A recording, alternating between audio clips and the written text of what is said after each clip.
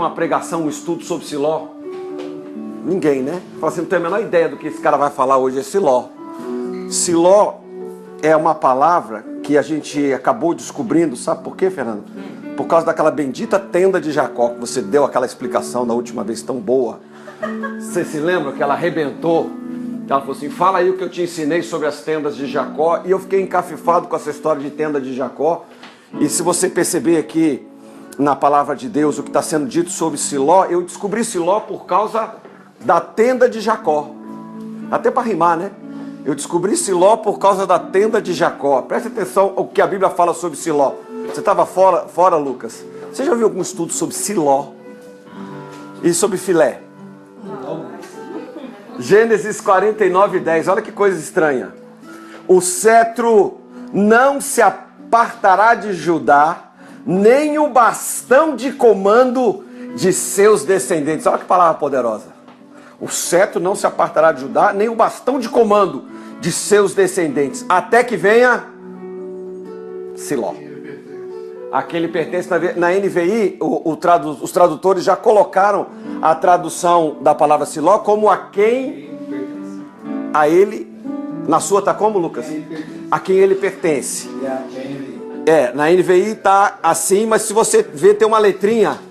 Na NVI tem uma letrinha do lado depois da palavra Siló. Clica aí para você ver uma coisa. Da palavra, da letrinha. Até que Siló venha. Até que Siló venha. Até que venha aquele a quem pertence o tributo. Foi batismo, Já teve unção, teve batismo. Por aspersão. O batismo da Brenda foi por aspersão.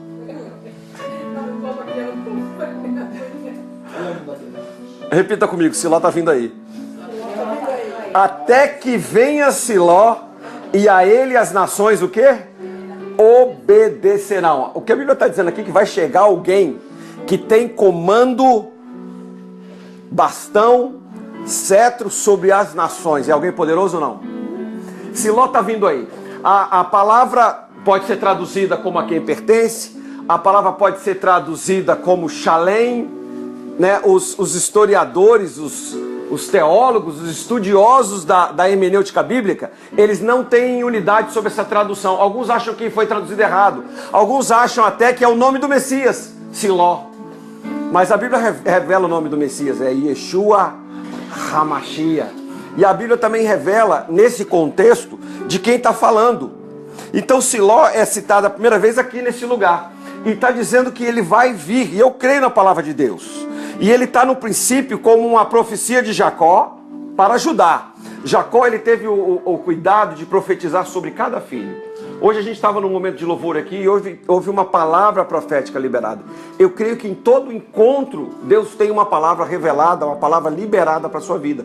Hoje tem uma palavra, Deus tem uma palavra para a sua vida também, amém? Diga assim, eu quero sair daqui hoje com uma palavra nova, revelada para a minha vida. Toca aí na vida da pessoa que está do seu lado, da sua vida também. Então quando Jacó estava pronto para morrer, ele chama seus filhos e começa a falar assim, Asaf, você vai ser um grande levita, um adorador do Senhor. Amém? Vai aprender a tocar várias músicas clássicas, todas que vierem na sua frente, né? Você, querido, vai ser usado por Deus em várias nações. Deus tem uma palavra para você, Gilmar, você acompanha esse homem, você tem o seu lugar na vida dele, na vida do reino. Lindinha, Deus quer te usar poderosamente em toda... Kimberly, você canta muito, minha irmã. Deus quer soltar essa sua voz. Dona Leda, nem começou o que Deus preparou para a sua vida. Félix, gênio. Deus quer usar essa inteligência. Edgar, manhinha, vira aí para a pessoa que está do seu lado, senão eu vou passar aqui a manhã toda. Radassa, Deus vai te usar. Deus quer te abençoar. Deus tem uma palavra para você. Você tem que se encher dessa palavra nessa manhã até que Siló venha. Até que Siló venha. Então Jacó fez isso. E entendendo um pouco sobre quem é Siló, essa palavra tanto significa uma pessoa como significa um lugar. Siló não é destinada somente à pessoa desse Yeshua que vai aparecer, mas também se refere a uma localização. Para você ter ideia de onde é Siló, é o norte de Jerusalém hoje. E para decifrar esse significado, você vai entender um pouco mais dentro do Gênesis 49. Eu vou ler o 10. O versículo 10, vou ler o versículo 11 também. O cetro não se apartará de Judá, nem o bastão de comando de seus descendentes, até que venha Siló, e a ele as nações obedecerão. Diga aleluia. Ele amarrará seu jumento a uma videira, e o seu jumentinho ao ramo mais seleto, levará no vinho as suas roupas, no sangue das uvas as suas vestimentas, seus olhos mais escuros que o vinho, seus dentes mais brancos do que o leite. Eu gosto disso, Fernanda, porque eu vou levar na minha roupa a marca da unção. Amém? Deus quer estabelecer esse entendimento de que Siló é o Yeshua HaMashiach, mas Siló também significa uma região, e o significado de que alguma coisa pertence a ele, significa que ele tem o domínio. Foi isso que foi profetizado no Gênesis.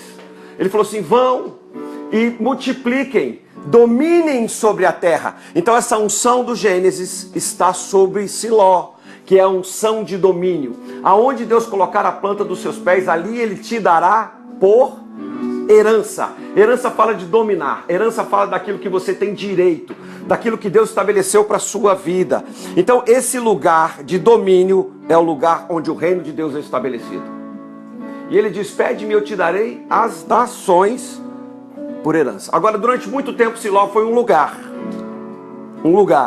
numa região. Josué 18:1. Toda a comunidade dos israelitas reuniu-se em Siló, e ali armou a tenda do encontro. A terra foi dominada por eles. Então, quando eles chegaram em Canaã, o lugar onde a tenda do encontro foi armada se chamava Siló. Então, um cumprimento da profecia de Gênesis é realizada quando Josué leva a tenda do encontro. Josué carregava o tabernáculo, sim, quanto estão entendendo? Levava o tabernáculo com ele, e ele levava também a tenda do encontro. Você lembra o que significava a tenda do encontro? A tenda do encontro foi um lugar que Moisés mandou construir para ele ter um tempo com Deus. Ela não era oficialmente estabelecida por Deus. Oficialmente estabelecida por Deus era o tabernáculo. Tinha medida, tinha cortina, tinha argola, tinha revestimento de ouro, tinha a arca da aliança. No tabernáculo, a arca estava lá dentro. Aquilo era dividido em 3 lugares. Quantos lembram do tabernáculo? Esse era a formalidade que Israel possuía ao trafegar com esse instrumento de adoração. Só que Moisés mandou construir um lugar separado. E era um lugar de muita expectativa, porque quando Moisés se levantava, atravessava a cidade, a Bíblia diz que todo o povo ficava de pé, com a expectativa do que ia acontecer nesse lugar. Agora lembra, quando Moisés entrava na tenda do encontro, sabe quem ia para fora e ficava ali? Josué.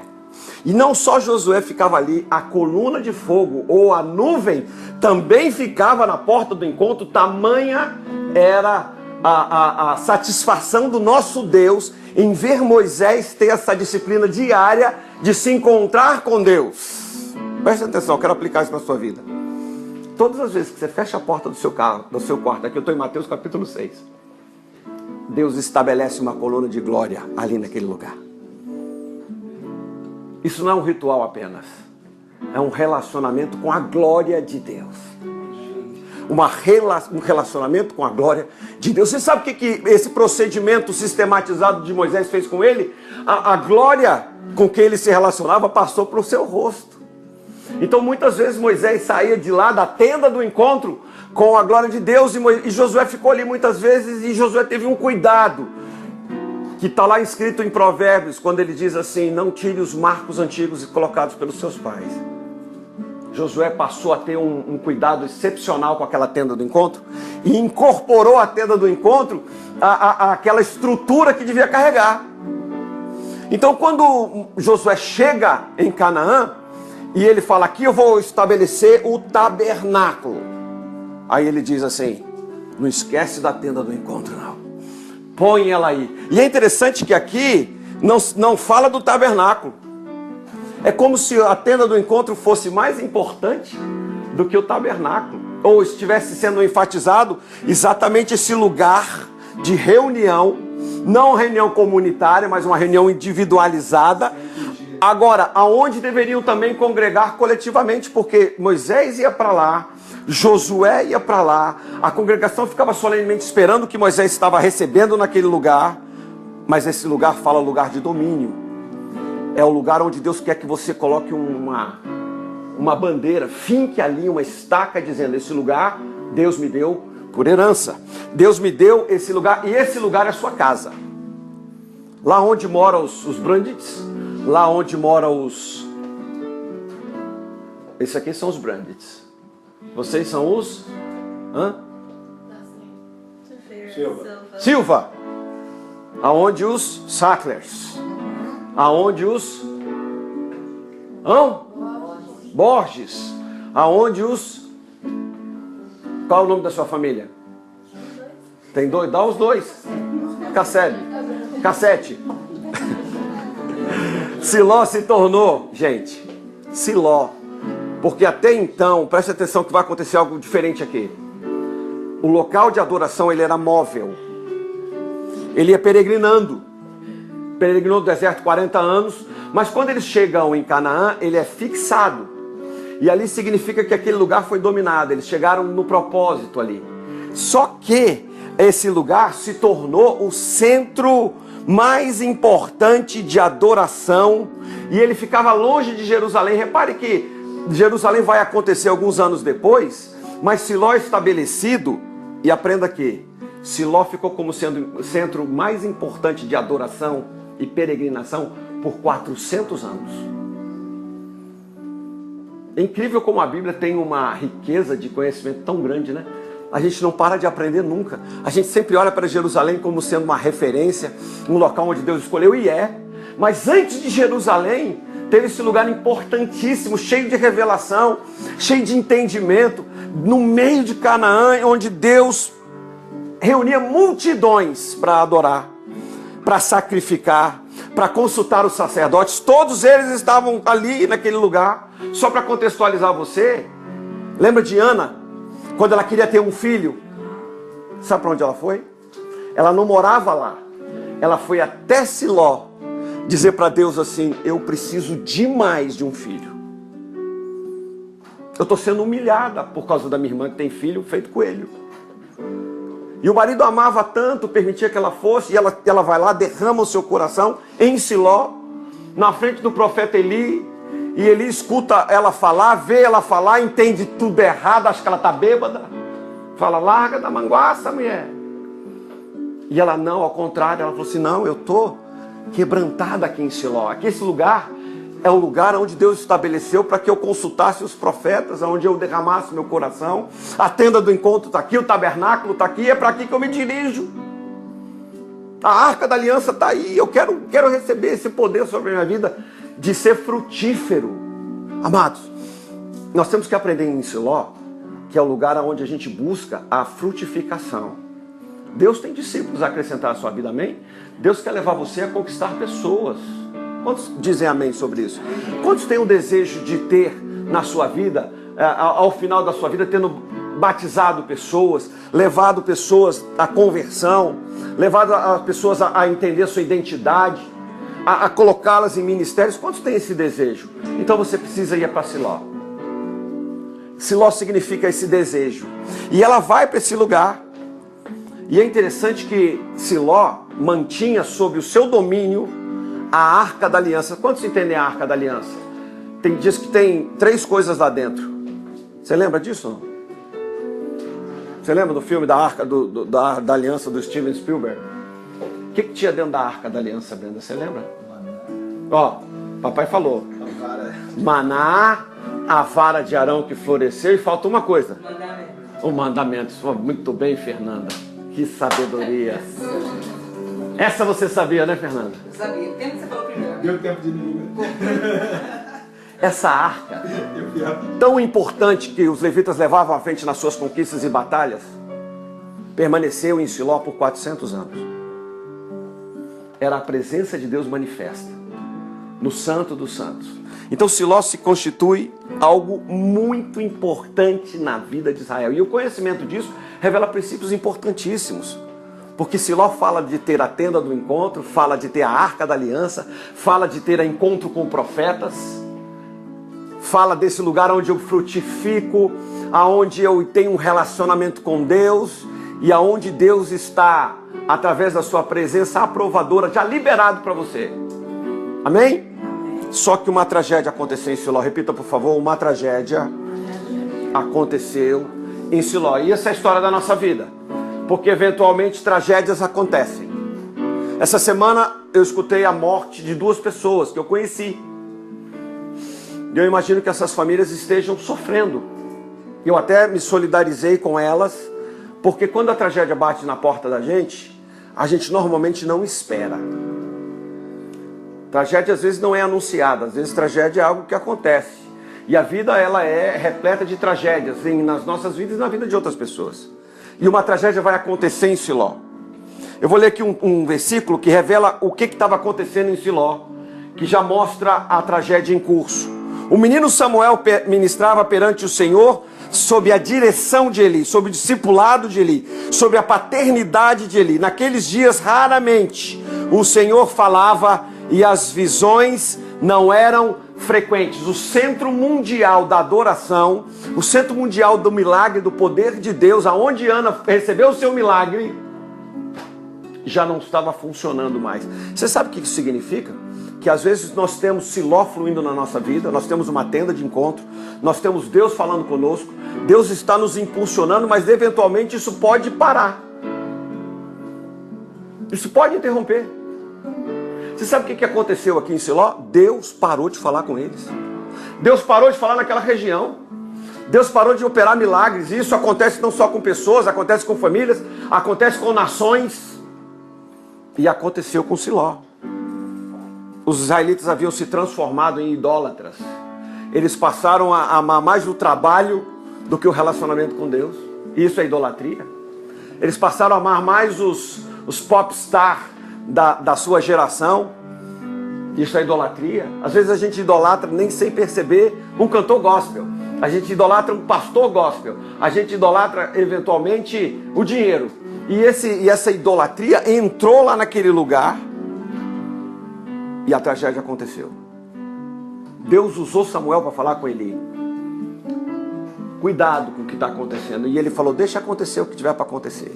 E acontece. Israel entra numa guerra. Os filhos dele vão para essa guerra, levam a arca. Eles perdem a guerra. Os filhos de Eli morrem. E aí a maior tragédia. A arca é levada para ser colocada num templo ao deus Dagon. Pensa numa tragédia. E é isso que pode acontecer com muita gente. E eu vejo que às vezes acontece. A arca, que é a presença de Deus da vida das pessoas, é levada. E elas vivem na dimensão dos seus problemas. Porque agora nós temos um problema. A arca de Deus foi levada. E quando foi dito isso, a palavra que apareceu foi Icabode. Porque a arca significava a presença de Deus manifesta. A presença de Deus manifesta numa dimensão tão grande que era Cabode. Ou Shekinah. E quando a arca foi levada, eles disseram, Icabode. A glória de Deus foi embora.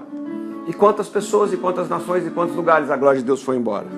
Deus se entristeceu profundamente, disciplinou tremendamente essa nação, permitiu que a arca fosse levada embora, porque eles abandonaram um relacionamento com Deus. Depois Davi vai trazer essa arca de volta, você sabe a história. E definitivamente o templo de Salomão, onde tinha essa arca, foi destruído por Nabucodonosor. Levaram os objetos e a arca se perdeu.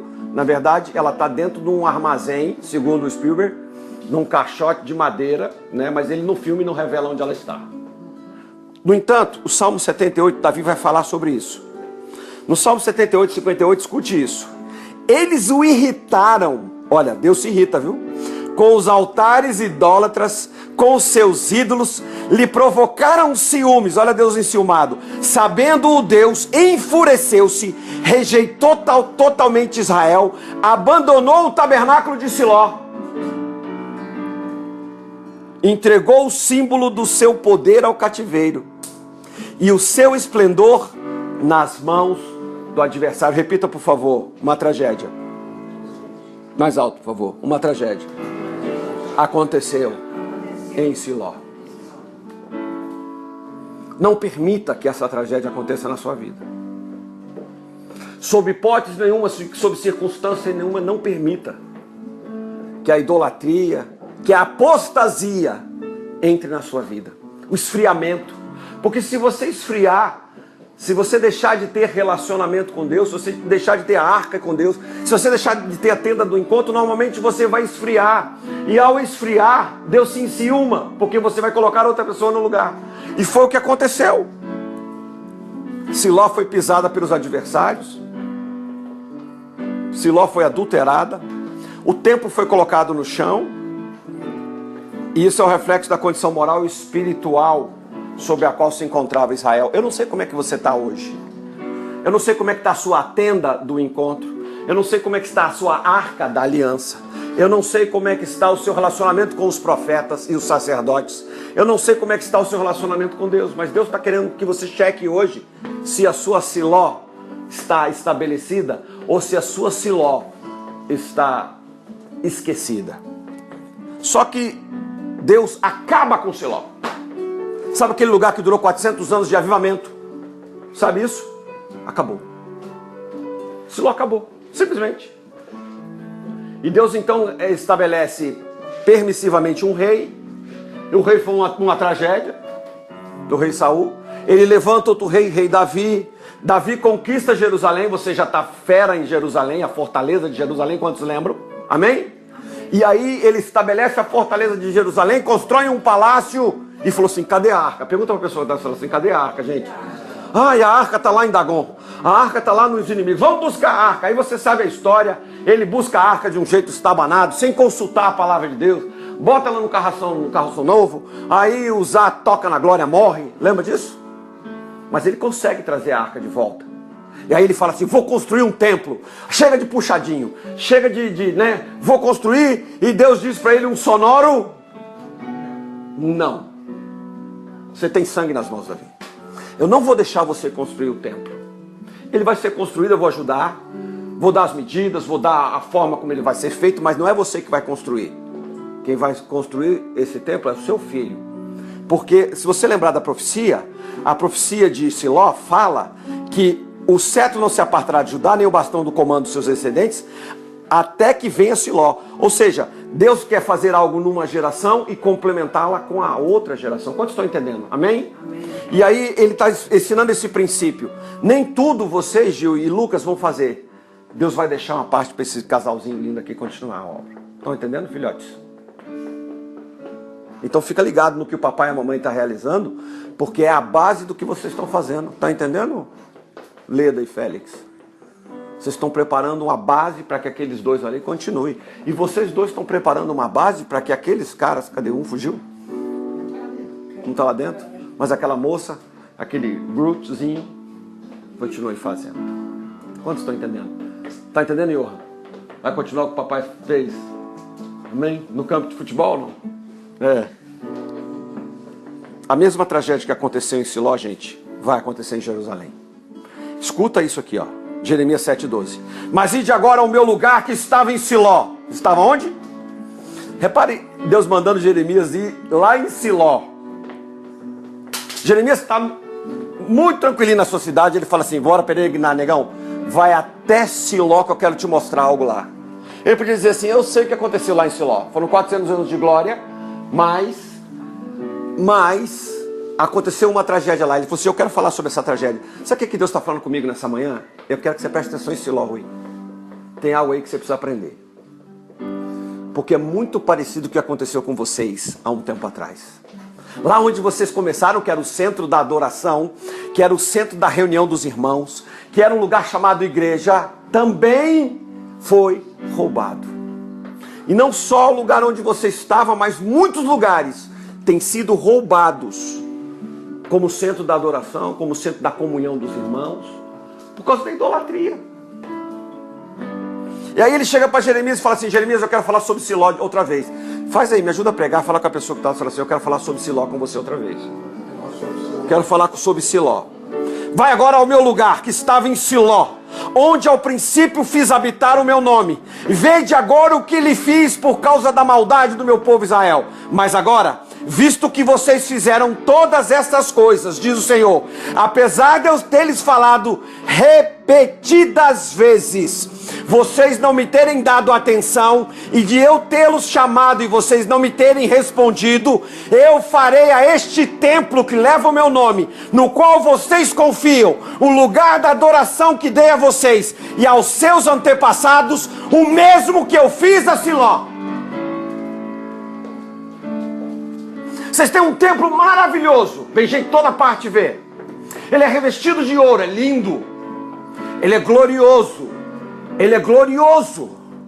Mas eu vou fazer com o templo de Salomão o que eu fiz com Siló. Pelo mesmo motivo.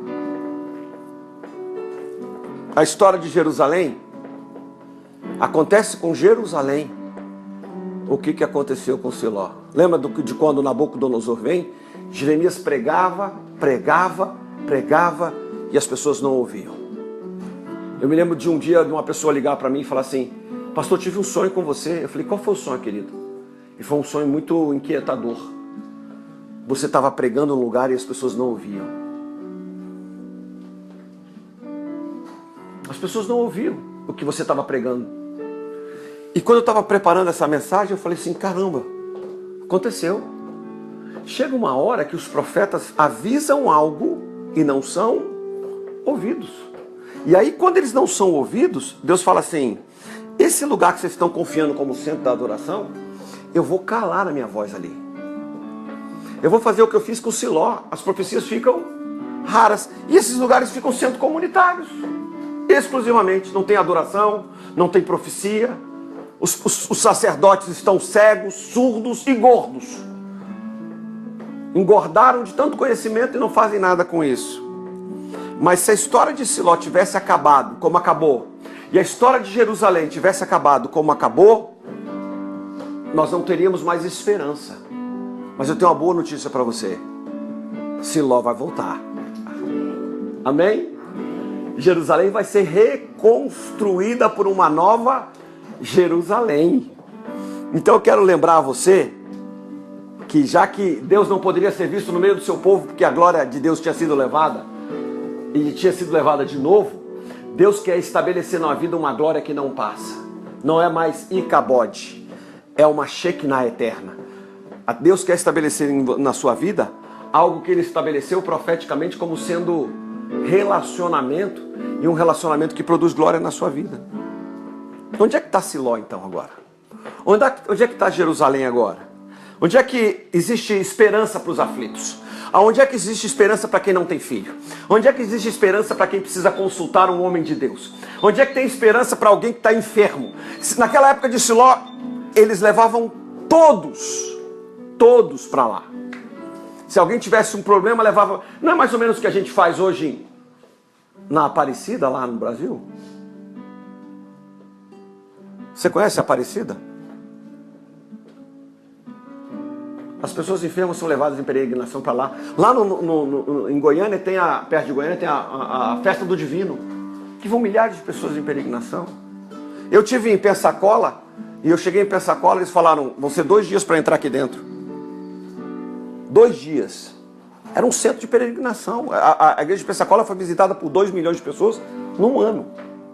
Onde é que estão esses lugares? É como se o avivamento desse um foco, apagasse e começasse de novo em outro lugar. Então Deus quer restaurar o centro do avivamento na sua vida, amém? Porque aonde não tem profecia, a Bíblia diz que o povo se corrompe. Mas o que guarda a lei é bem-aventurado. Então essa história não acaba aí. Essa história começa aí, mas ela não acaba aí. Siló, tal qual Jacó profetizou no começo, em relação ao fim dos tempos, viria. E eu quero dar uma boa notícia para você. Eu quero que você comemore. Ele veio. Esse é o seu jeito de comemorar? Siló já veio. Porque Siló é a manifestação do Cristo. É a manifestação do Yeshua HaMashiach. Siló significa aquele que agora é ele o templo majestoso de Salomão. Ele. É ele aquela tenda do encontro. A coluna da glória de Deus é ele. A coluna da nuvem protetora é ele. A manifestação da arca de Deus é ele. Siló veio. Ele veio. Sua história não pode acabar quando tudo parece acabado. Repita, por favor, minha história não acaba quando tudo parece acabado. Quando Jeremias vai a Siló, ele vê desolação. Quando as pessoas entraram, fizeram Esdras construiu o templo, que eles compararam com o templo de Salomão, eles falaram, meu Deus, quanta falta de glória. Nós estamos vivendo um tempo agora, assim, aparentemente. Já tivemos templos suntuosos, pagos, cheios de som e recursos. Hoje a gente tem uma tenda, mas nem por isso a gente deixou de ter glória. Quantos dizem amém? Porque Deus restaura a sorte daqueles que o buscam. Repare no que eu acabei de dizer. Deus restaura a sorte daqueles que o buscam. Você busca Deus? Então preste atenção. Sua história não acaba quando tudo parece acabado. Deus quer restaurar a sorte daqueles que o buscam. Jeremias 30, 17. Escute o que a Bíblia vai falar aqui nesse momento como a voz de Deus. E eu gosto porque tem partes da Bíblia que não é Deus falando, é o diabo. Sabia que o diabo fala na Bíblia? Se tu és filho de Deus. Isso é a voz do diabo na Bíblia. Viu, querido? Mas esse texto que eu vou ler é a voz de Deus na Bíblia. Ele diz assim: assim diz o Senhor, mudarei a sorte das tendas de Jacó e terei compaixão das suas moradas. A cidade será reconstruída sobre as suas ruínas e o palácio no seu devido lugar. Deles virão ações de graça e o som do regozijo. Regozije-se agora. Produza um som de alegria nesse lugar. Manifeste aqui nesse momento. Agora você. Fale algo. Fale algo. Fale algo profeticamente. Fale algo profeticamente como um som de regozijo. Isso significa que Siló está sendo restaurada na sua vida. Vão vir ações de graça. Agradeça a Deus. Deus, muito obrigado. Muito obrigado. Muito obrigado pelo que eu tenho. Muito obrigado pelo que o Senhor está fazendo na minha vida. Muito obrigado pelo que eu vou fazer. Mas eu não acabei, escute só. Eu os farei aumentar. Quantos dizem amém? Amém. Nosso amado profetizou, vai ser rápido. O Judson profetizou, vai ser rápido. Eu os farei aumentar. Existe uma unção de conquista nesse lugar. Uma unção de gerar filhos nesse lugar. Uma unção de produtividade nesse lugar. Ana foi até Siló e recebeu essa bênção. Receba também. Recebam também. Eu os farei aumentar e eles não diminuirão. Eu os honrarei e eles não serão desprezados. Preste atenção que Deus não esquece dos seus filhos.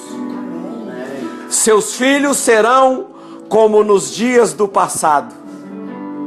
E a sua comunidade será firmada diante de mim. Amém? Amém. Castigarei todos aqueles que os oprimem. Seu líder será um dentre eles. Seu governante virá do meio deles. Eu o trarei para perto e ele se aproximará de mim. Pois quem se arriscaria a aproximar-se de mim? Pergunta o Senhor. Levante sua mão. Por isso, vocês serão o meu povo e eu serei o seu Deus. Vou repetir essa parte. Por isso, vocês serão o meu povo e eu serei o seu Deus. Preste atenção, talvez você não tenha percebido o que vai acontecer aqui. Vai mudar a forma de relacionamento com Deus. Ele não quer mais peregrinação, ele não quer que você vá mais a Fátima. Amém? Ele não quer que você vá mais até o centro do avivamento que está acontecendo em algum lugar. Ele não quer isso.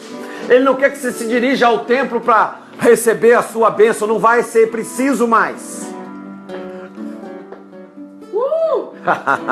Não vai ser mais preciso.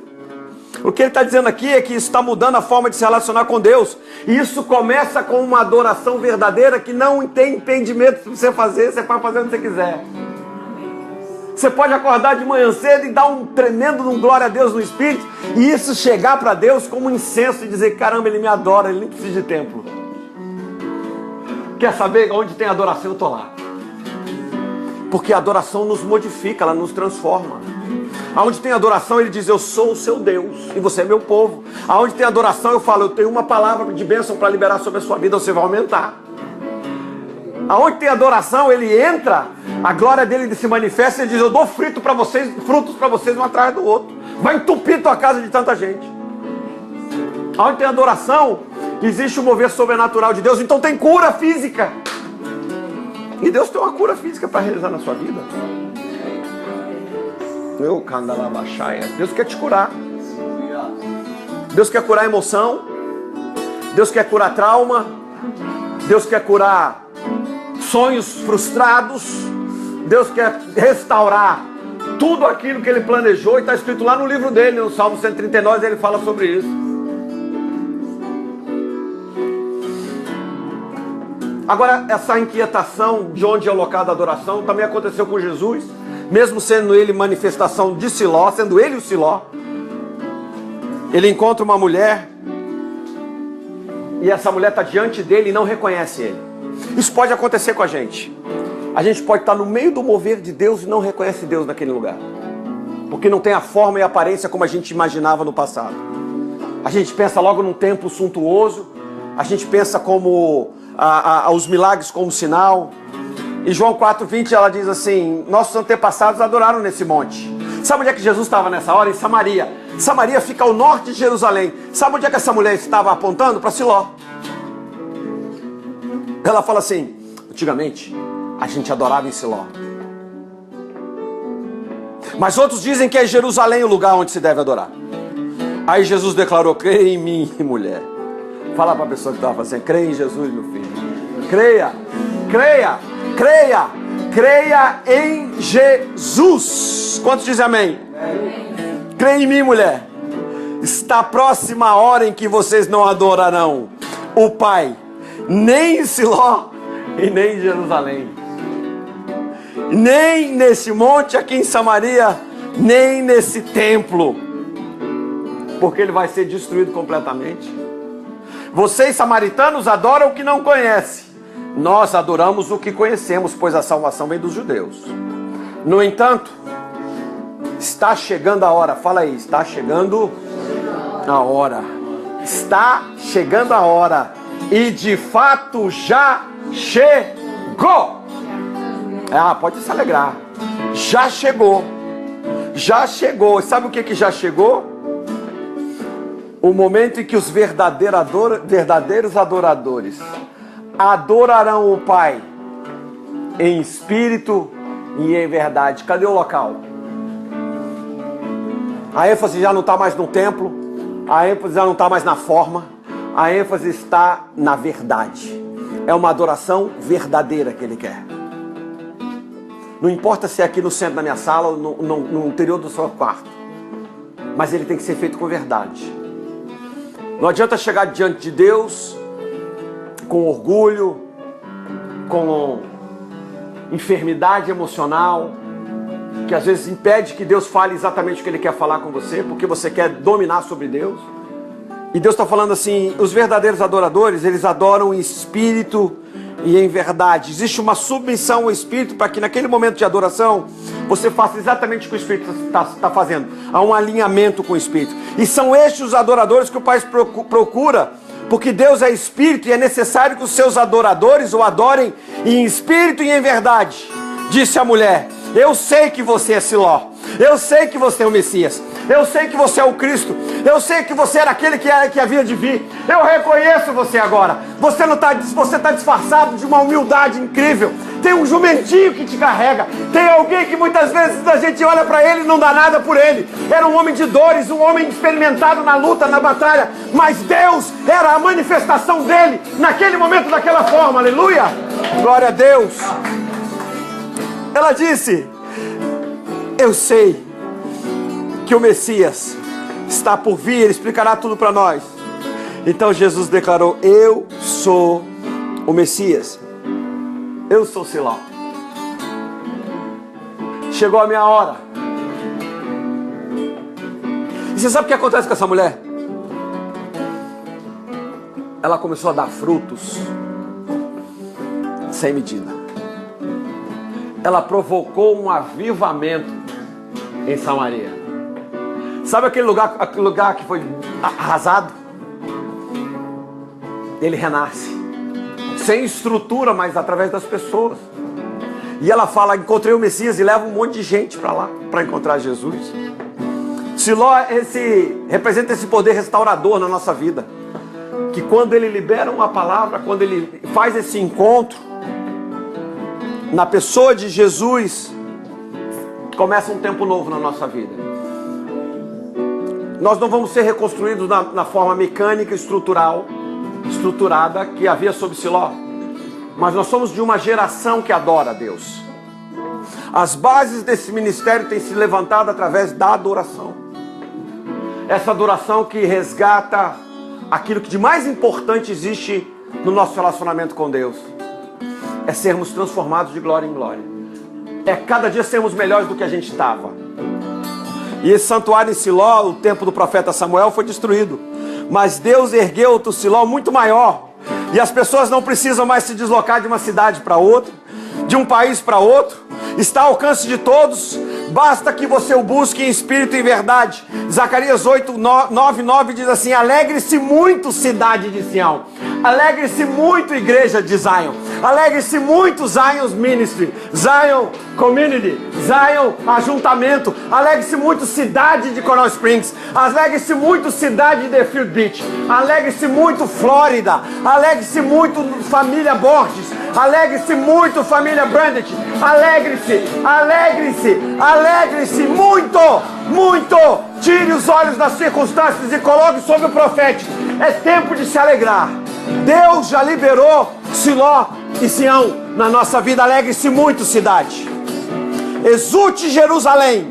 Deus não esquece nem de um nem de outro.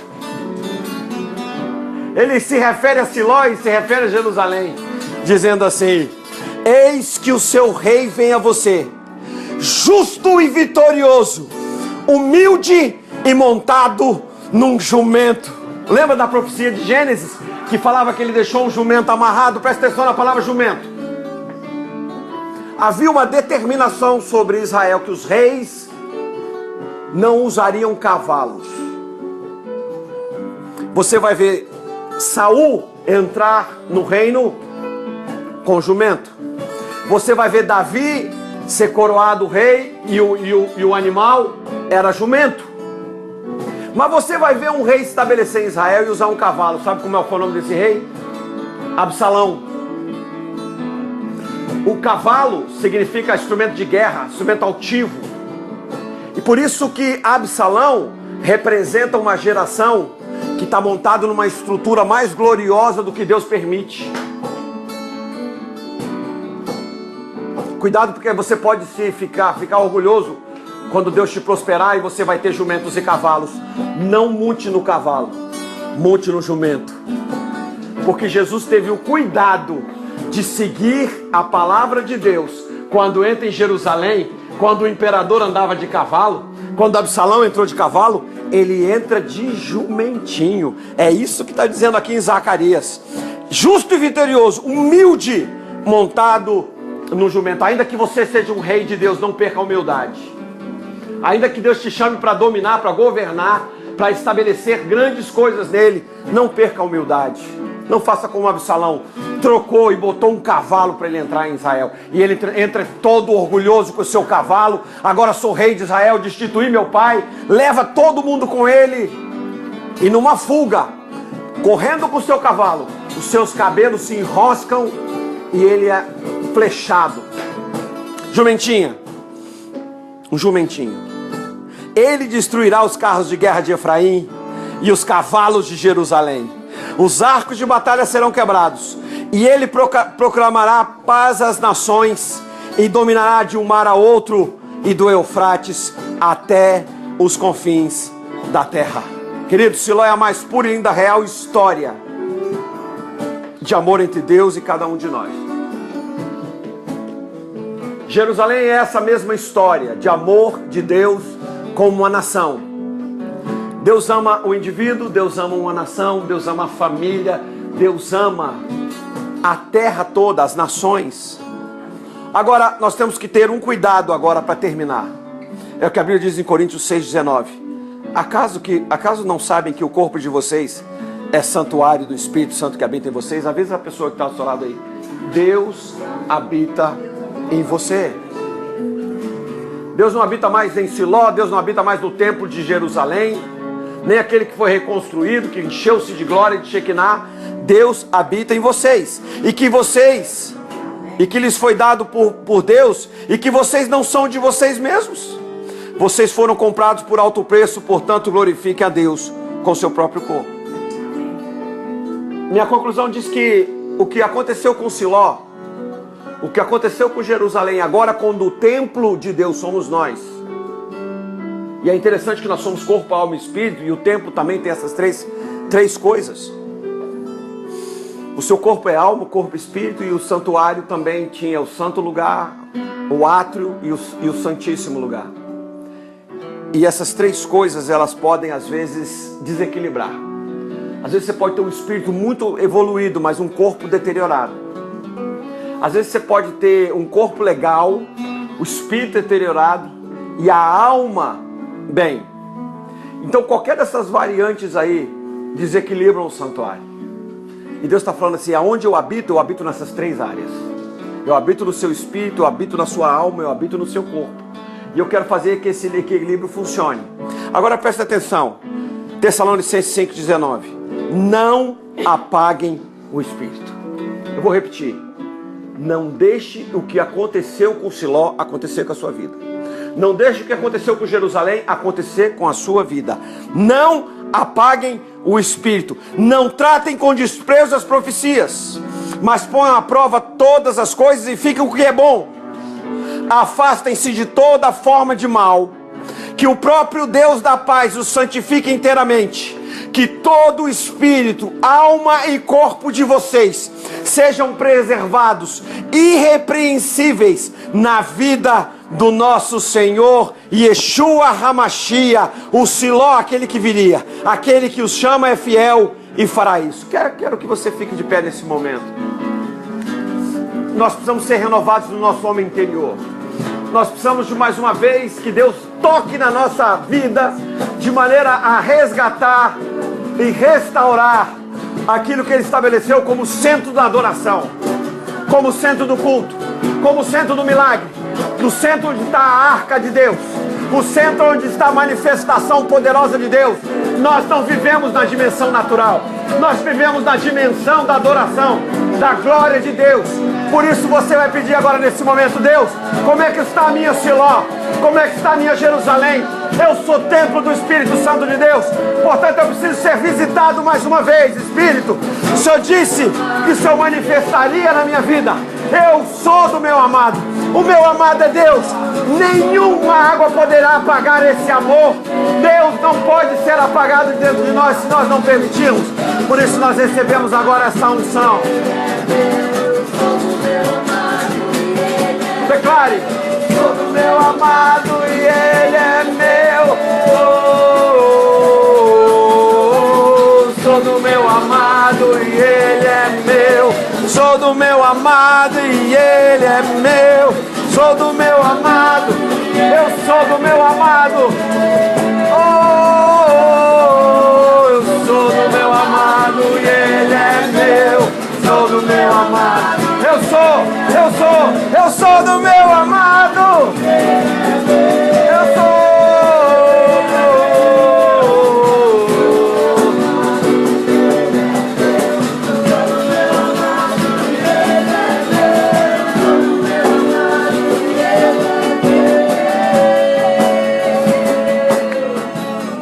Pense agora na sua vida em comparação com a Siló. E vê se você está fervoroso. E vê se você está pujante. Vê se você está fluindo em Deus. Ou se apagou um pouco da chama. Se tiver apagado um pouco da sua chama, é preciso que você reconheça isso. É preciso que você saiba que é preciso ter essa chama acesa. Lá em Siló, escuta isso. Durante 400 anos queimou um fogo que tinha sido o próprio Deus que acendeu. Por isso que Hófni e Finés morreram. Por isso que os filhos de Arão morreram também. Porque eles acenderam um fogo estranho. Quando a gente sente falta de soco, às vezes nós somos tentados a acender um fogo estranho. Deus quer reacender o fogo da sua vida nessa manhã. E você vai ser o fogo de Deus na vida da pessoa que está aí do seu lado. Você vai orar por ela e vai profetizar o fogo de Deus sobre a vida dela. Coloca a mão no ombro dela aí. Profetiza, profetiza, profetiza. Profetiza o fogo de Deus. Profetiza a Shekinah de Deus. Profetiza. Cabode a glória de Deus. Profetiza. Profetiza.